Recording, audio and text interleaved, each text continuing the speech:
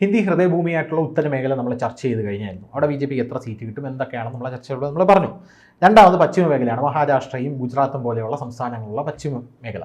ഇനി നമ്മൾ പോകാൻ പോകുന്നത് വളരെ ഇമ്പോർട്ടൻ്റ് ആയിട്ടുള്ള സ്ഥലത്തേക്കാണ്, വടക്ക് കിഴക്കൻ മേഖല. ഈ വടക്ക് കിഴക്കൻ മേഖല ഒരു സമയത്ത് സാറിനറിയാമല്ലോ BJPക്ക് ഒട്ടും പ്രവേശനമില്ലാത്തൊരു സ്ഥലമായിരുന്നു. പക്ഷേ ഇത്തവണ വടക്ക് കിഴക്കൻ മേഖല BJP അവിടെ പ്രവേശനം നേടി ക്ലീൻ ആക്കി. വടക്ക് കിഴക്ക് എങ്കിലും ഇനിയും ധാരാളം മുറിവുകൾ അവിടെ ഉണ്ട് എന്നുള്ളതാണ്. ആ മുറിവുകളൊക്കെ രണ്ടാം നരേന്ദ്രമോദി സർക്കാരിൻ്റെ സമയത്ത് വളരെ വലിയ രീതിയിൽ ആളിക്കത്തുകയും ചെയ്തു. മണിപ്പൂർ വിഷയങ്ങളുണ്ടായി, വലിയ രീതിയിൽ ആളിക്കത്തി, പുറത്തു നിന്നുള്ള ഫണ്ടിങ് വരുന്നുണ്ടെന്ന് അതിനകത്തൊക്കെ പറയുന്നുണ്ട്. വലിയ പ്രക്ഷോഭങ്ങളൊക്കെ ഉണ്ടായി. ഇപ്പോഴും മണിപ്പൂറൊന്നും ശാന്തമല്ല. അപ്പോൾ ആ സാഹചര്യത്തിലാണ് ഇപ്പോൾ നരേന്ദ്രമോദിയുടെ 2024 ജൂൺ 4 അവിടുത്തെ വോട്ട് എണ്ണാൻ പോകുന്നത് ലോക്സഭാ തെരഞ്ഞെടുപ്പിൽ. അവിടെ അത് മാത്രമല്ല പ്രശ്നം, മണിപ്പൂരിൽ മാത്രമല്ല പ്രശ്നം, രാജ്യത്തിലെ തന്നെ വലിയ പ്രക്ഷോഭങ്ങളിലേക്ക് നയിച്ച പൗരത്വ രജിസ്റ്റർ അത് ആസാമിലാണ് ഏറ്റവും കൂടുതൽ നടപ്പാക്കാൻ പോകുന്നത്. പിന്നെ പശ്ചിമ ബംഗാൾ എപ്പോഴും പ്രക്ഷുബ്ധമാണ്. പശ്ചിമ ബംഗാൾ പോലെയുള്ള സംസ്ഥാനം എപ്പോഴും പ്രക്ഷുബ്ധമാണ്. ഇതിൽ വരുന്നില്ലെങ്കിൽ പോലും അതിനോട് ചേർന്ന് കിടക്കുന്നതായതുകൊണ്ട് ഞാൻ പറഞ്ഞതാണ്. അപ്പോൾ അതിൻ്റെ ഒരു അലയൊലികളൊക്കെ ഇതിനകത്തോട്ട് വരാനുള്ള സാധ്യത, കാരണം ബംഗ്ലാദേശിൽ നിന്ന് നിരന്തരം പശ്ചിമ ബംഗാളിലോട്ട് ആൾക്കാർ വരുന്നുണ്ട്, ആസാമിൽ നിന്ന് അവിടെ നിന്ന് കുടിയേറ്റക്കാർ വരുന്നുണ്ട്. ഇതിനെ തടഞ്ഞു നിർത്തി അവിടെ എന്താ പറയുക, ഒരു രീതി പറഞ്ഞാൽ ഒരു അണക്കെട്ട് കെട്ടണം. അവിടെ അണക്കെട്ട് കെട്ടി നിർത്തണം. രോഹിംഗ്യൻ മുസ്ലിംസ് അടക്കമുള്ളവർ വരുന്നുണ്ട്. അവിടെ നിന്ന് വരുന്ന ഒഴുക്കാണ് നമ്മുടെ കേരളത്തിൽ പോലും അതിൻ്റെ അലയൊലികൾ ഉണ്ടാകുന്നത്. ഇവിടെ കേരളത്തിലുള്ള നമ്മുടെ ഈ പെരുമ്പാവൂർ അടക്കമുള്ള സ്ഥലങ്ങളിൽ ഈ ബംഗാളികൾ എന്ന് പറഞ്ഞ പല ബംഗ്ലാദേശികളും വരുന്നുണ്ട്. ഇന്നലെ ഒരു ബംഗ്ലാദേശി പിടിച്ചിട്ടുണ്ട്. അപ്പോൾ ഇത്തരത്തിലുള്ള വലിയ സാഹചര്യങ്ങളൊക്കെ അവിടെ നിൽക്കുമ്പോൾ 25 സീറ്റാണ് അവിടെ ഉള്ളത്. അല്ല, ആസാമിലാണ് ഏറ്റവും കൂടുതൽ സീറ്റ് ഉള്ളത്. 14 സീറ്റ്. ഹിമന്ത് ബിശ്വ ശർമ്മയെ നമുക്ക് വിശ്വസിക്കാം. കാരണം ആസാമിലെ മുഖ്യമന്ത്രിയായ നേരത്തെ കോൺഗ്രസിലായിരുന്നു. ഹിമന്ത് ബിശ്വ ശർമ്മയെ വിശ്വസിക്കാം. ഹിമന്ത് ബിശ്വ ശർമ്മ ഉള്ളത് കൊണ്ടാണ് വടക്ക് കിഴക്കൻ സംസ്ഥാനം ഇങ്ങനെ ചുരുട്ടിക്കൂട്ടി നരേന്ദ്രമോദി എടുത്തത് എന്ന് പല ആൾക്കാരും പറയുന്നുണ്ട്. അതിൽ വസ്തുതയുണ്ട് എന്നുള്ളത് സത്യം തന്നെയാണ്. ഈ 25 സീറ്റിൽ ഇത്തവണ BJPക്ക് എന്തായിരിക്കും അവിടെ നിന്ന് കിട്ടുക? ഇത്രയും വലിയ വിഷയങ്ങൾ നടക്കുമ്പോഴേക്കും ഈ വടക്ക് കിഴക്കൻ മേഖല എന്ന് പറയുന്നത് പലപ്പോഴും അത് വളരെ ദയനീയമായ ഒരവസ്ഥയിൽ കടന്ന് എത്രയോ സർക്കാരുകൾ സ്വതന്ത്ര ഇന്ത്യയിൽ മാറി വന്നു. ഈ മേഖലയിലേക്ക് പിന്നെ പലപ്പോഴും യാത്രാ സൗകര്യങ്ങൾ പോലും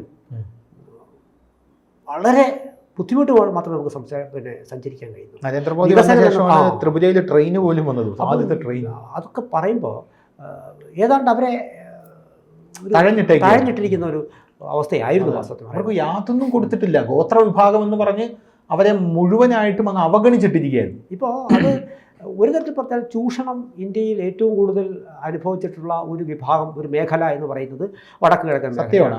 അതുകൊണ്ട് തന്നെ അവർ റബലുകൾ ആയിരുന്നു സ്വാഭാവികമായിട്ടും.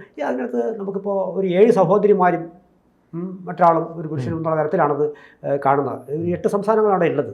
നാഗാലാൻഡ് വിളിച്ചിട്ട് ബാക്കിയുള്ളവരെല്ലാം കൂടി. അപ്പോൾ ഈ മേഖലയിലേക്ക് പിന്നെ വികസനം എത്തിയിട്ടില്ല എന്ന് മാത്രമല്ല, നമുക്ക് പോലും ഭംഗിയായിട്ട് പിന്നെ ഇവിടെ ഭാരതത്തിലെ മറ്റ് സ്ഥലങ്ങളിലേക്ക് സഞ്ചരിക്കാൻ കഴിയാത്ത അവസ്ഥയാണ്. പക്ഷേ ഇപ്പോൾ ഇവിടങ്ങളിൽ നിന്ന് ഡയറക്റ്റ് ഡൽഹിക്ക് ഫ്ലൈറ്റ് വരെ ആയി കഴിഞ്ഞിരിക്കുന്നു. ഇന്ത്യൻ പട്ടാളത്തിന് കയറാൻ പറ്റില്ല. നാഗാലാൻഡിൽ ഇന്ത്യൻ പതാക ഉയർത്താൻ പറ്റില്ല. വലിയ രീതിയിലുള്ള സംഘർഷങ്ങളും പ്രക്ഷോഭങ്ങളും ഉണ്ട് ഇപ്പോഴും. ഇപ്പം തന്നെ നമ്മുടെ മണിപ്പൂർ വളരെ തെറ്റിദ്ധരിപ്പിക്കപ്പെടുന്ന രീതിയിലേക്ക് അവിടുത്തെ ഒരു സംഘർഷത്തെ കൊണ്ടുപോയി ദുർവ്യാഖ്യാനം ചെയ്തു. മാത്രമല്ല അതിന് ശ്രമിച്ചവർ വിജയിക്കുകയും ചെയ്തു എന്നുള്ളതാണ്. അപ്പോൾ അതിനെ മറികടക്കേണ്ടുന്ന ഒരു വലിയ, നമ്മളെപ്പോഴാണോ ഒത്തൊരുമിച്ച് നിൽക്കേണ്ടത് ആ ഘട്ടത്തിൽ നമുക്ക് ഒത്തൊരുമിച്ച് നിൽക്കാൻ കഴിഞ്ഞിട്ടില്ല.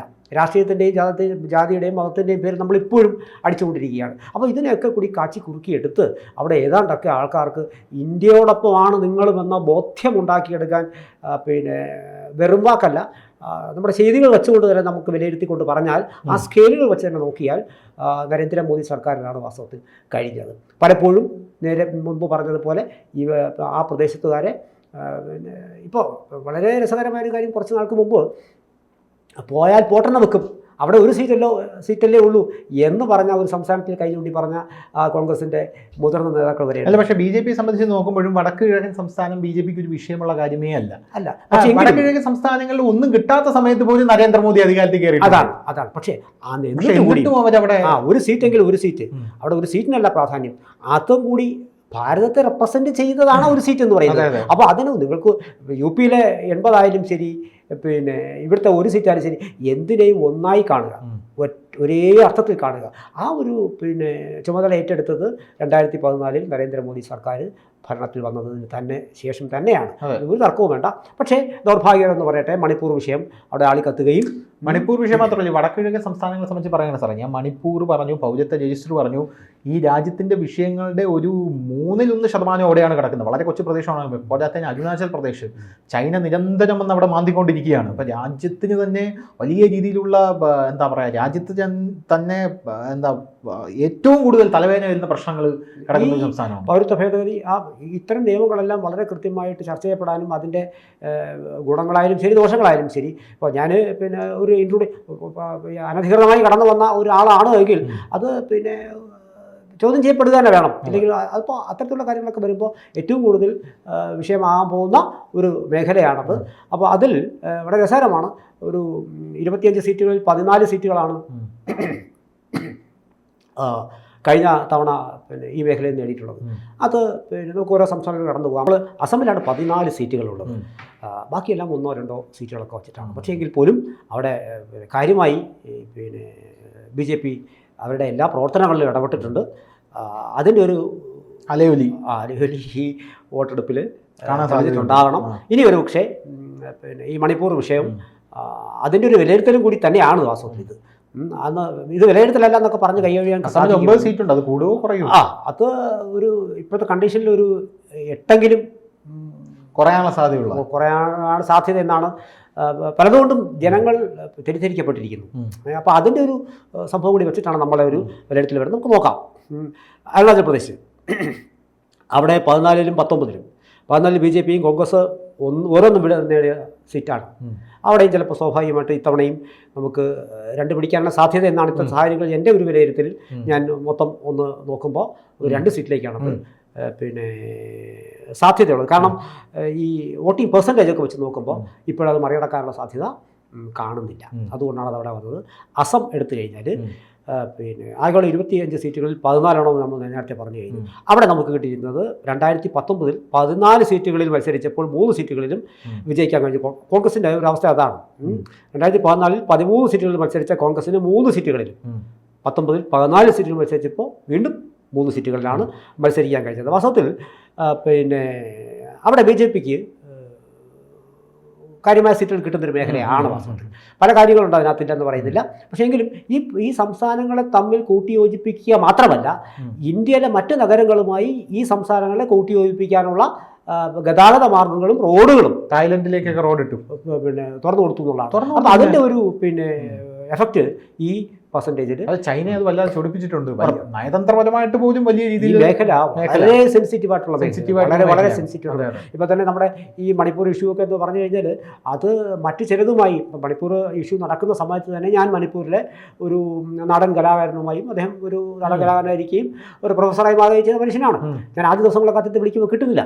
അപ്പോൾ കേരളത്തിൽ നമ്മുടെ തിരുവനന്തപുരത്ത് നിന്ന് തന്നെയാണ് അദ്ദേഹത്തിൻ്റെ ഒരു വിദ്യാർത്ഥി എനിക്ക് ഫോൺ നമ്പറിൽ സാറൊന്ന് വിളിച്ചു നോക്കണം, യഥാർത്ഥ ഇഷ്യൂ ഇതല്ല എന്നാ പയ്യൻ പറയാനുള്ളത്. അപ്പോൾ ആദ്യ ദിവസങ്ങളിലാണ് ഞാൻ ഗോത്രങ്ങൾ തമ്മിലുള്ള കലാപമാണ്. അപ്പോൾ അന്ന് അദ്ദേഹം എന്നോട് പുറത്തൊന്നും എഴുതരുത് എന്ന് പറഞ്ഞ കാര്യങ്ങളൊക്കെ പറഞ്ഞുകൊണ്ട് എന്നോട് അദ്ദേഹത്തിന് ഭയമാണ് അവിടെ. അപ്പോൾ അന്ന് ഞാനിത് മനസ്സിലാക്കുകയാണ്. പിന്നെയാണ് നമ്മൾ കൂടുതലായിട്ട് വായിക്കാൻ പോകുന്നതും കാര്യങ്ങൾ അറിയുന്നതും ഒക്കെ തന്നെ. സാഹചര്യങ്ങൾ ഇങ്ങനെയൊക്കെയാണ്. അതെന്തായാലും ഇലക്ഷനിൽ അവിടെ വളരെ ഭംഗിയായിട്ട് തന്നെ BJP ഇടപെട്ടിട്ടുണ്ട്. ഇപ്പോൾ ഒരു പ്രശ്നം നടക്കുമ്പോൾ അന്ന് ഉയർത്തിക്കാട്ടിയ വിഷയങ്ങൾ എന്തുകൊണ്ട് പ്രധാനമന്ത്രി മിണ്ടുന്നില്ല. പെട്ടെന്നൊന്നും ഒരു പ്രധാനമന്ത്രിക്ക് മിണ്ടാൻ കഴിയില്ല.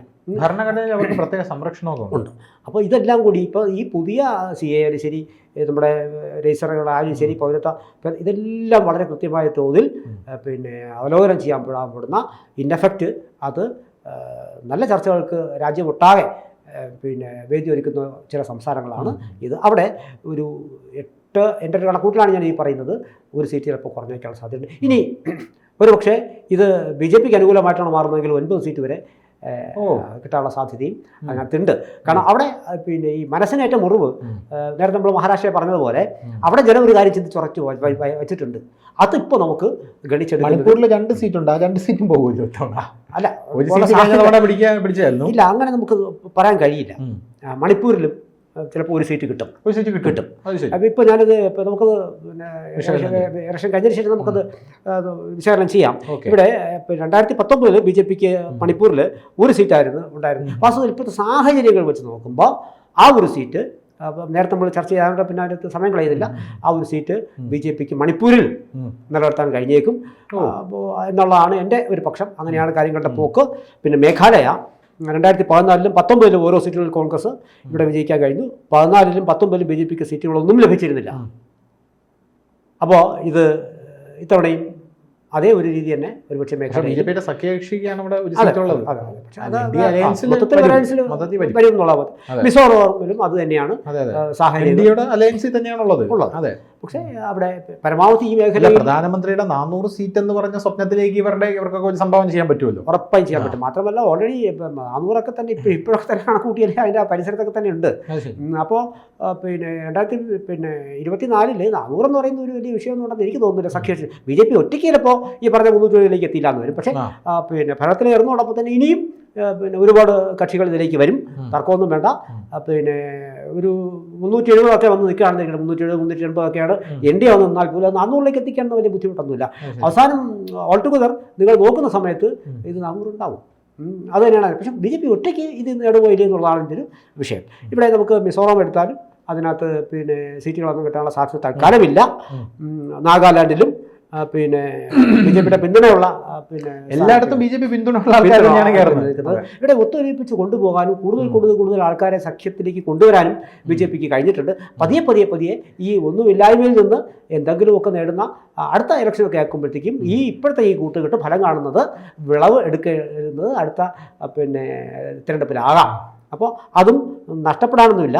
ഇപ്പോൾ പിന്നെ സിക്കിം അവിടെയും ഇതൊക്കെ തന്നെയാണ് സാഹചര്യം. ഇങ്ങനെയുള്ള പിന്നെ സീറ്റുകൾ കിട്ടാത്ത സ്ഥലങ്ങളൊക്കെ ഉണ്ടാവും. പക്ഷേ BJPക്ക് പിന്നെ വ്യക്തമായ തരത്തിൽ അവരുടെ വോട്ടിംഗ് ഒരു ശതമാനം കൂട്ടിക്കൊണ്ടുവരാൻ സാധിക്കുന്നുണ്ട്. ഇവിടെ പിന്നെ ഉള്ളത് ത്രിപുര 2 സീറ്റ് 2014-2019 BJPക്കാണ്. അത് പിന്നെ ത്രിപുരയും ബംഗാളും എന്നൊക്കെ പറയുന്നത് ഇവർ ദൃഷ്ടി പതിപ്പിച്ചതാണ്. അപ്പോൾ അതുകൊണ്ട് തന്നെ അതിന് ചുറ്റുമുള്ള കളിക്ക് ഇത്തവണയും സാധ്യതയൊന്നും കാണുന്നില്ല. അവിടെയും സ്വാഭാവികമായും 2 സീറ്റ് തന്നെ ഇത്തവണയും ത്രിപുരയിൽ പിന്നെ കിട്ടാനുള്ള സാധ്യതയുള്ളത്. ഇനി അത് കുറഞ്ഞ് ഒന്നായാൽ പോലും അതിനകത്ത് വേറെ ചിന്തിക്കാനില്ല. അപ്പോൾ ചുരുക്കത്തിൽ പറഞ്ഞാൽ പിന്നെ കഴിഞ്ഞ തവണ ഒരു 14 സീറ്റ് പിടിച്ചിരുന്നത് എന്തെങ്കിലുമൊക്കെ സംഭവിച്ചു പോവുകയാണെങ്കിൽ ഇപ്പോൾ ഈ തെറ്റിദ്ധരിപ്പിക്കപ്പെട്ട ഒരു ജനവിഭാഗം അവിടെ കഴിയുമ്പോൾ അല്ലെങ്കിൽ വേദന മുറിവേറ്റ ആൾക്കാർ ഒരുപക്ഷെ ഇതൊന്നും ഏതെങ്കിലുമൊക്കെ തരത്തിലുള്ള ആൾക്കാർക്ക് പിന്നെ BJP വിരുദ്ധ ചിന്തകളാണ് മനസ്സിൽ നിറയുന്നതെങ്കിൽ പോലും ഒരു 13 സീറ്റ് അവിടെ സാധ്യത കാണുന്നുണ്ട്. പിന്നെ ഇല്ലെങ്കിൽ പിന്നെ വലിയ തോതിൽ ഈ മോദി ചെയ്തതെല്ലാം തെറ്റാണെന്ന് ആൾക്കാർ ധരിക്കുന്ന ഒരവസ്ഥയിൽ മാത്രമായിരിക്കും അതിലും താഴേക്ക് പോകാനുള്ള സാധ്യത. ഇല്ല എങ്കിൽ ഈ 13 സീറ്റുകൾ ഈ മേഖലയിൽ നിന്ന് വടക്ക് കിഴക്ക് മേഖലയിൽ നിന്ന് നമുക്ക് ഉണ്ടാവും. ഒരുപക്ഷെ പിന്നെ ഇന്ത്യയുടെ മറ്റെല്ലാ ഭാഗങ്ങളിലേക്കും വളരെ പെട്ടെന്ന് യാത്ര ചെയ്യാനുള്ള സൗകര്യങ്ങളും പിന്നെ കച്ചവട സാധ്യതകളും ഒക്കെ തുറന്നു കൊടുത്ത ഒരു സർക്കാർ എന്നുള്ള നിലയിൽ അത് കേവലമായ ചില വിഷയങ്ങളുടെ പേരിൽ ആ വോട്ട് കിട്ടാതിരിക്കുമെന്ന് എനിക്ക് തോന്നുന്നില്ല. അവിടുത്തെ ആൾക്കാർ പിന്നെ നിഷ്കളങ്കരാണ്. അതുകൊണ്ടാണ് ഈ പെട്ടെന്ന് പിന്നെ ഈ പ്രശ്നങ്ങൾ ഉണ്ടാകുന്നത്. അപ്പോൾ അവരെ വേറെ വഴിക്ക് നയിച്ച ആൾക്കാരെ ഒക്കെ ഇപ്പോൾ അവർ മൺമറഞ്ഞു പോയി കഴിഞ്ഞിരിക്കുന്നു. അത് നമ്മളത് നോക്കിയിട്ടും കാര്യമില്ല. എന്തായാലും ഒരു ഉണർവ് ആ മേഖലയിൽ കാണുന്നുണ്ട്. ആ ഉണർവ് വോട്ടുകളായി മാറിയേക്കാം. 13 സീറ്റുകൾ കിട്ടിയേക്കാം.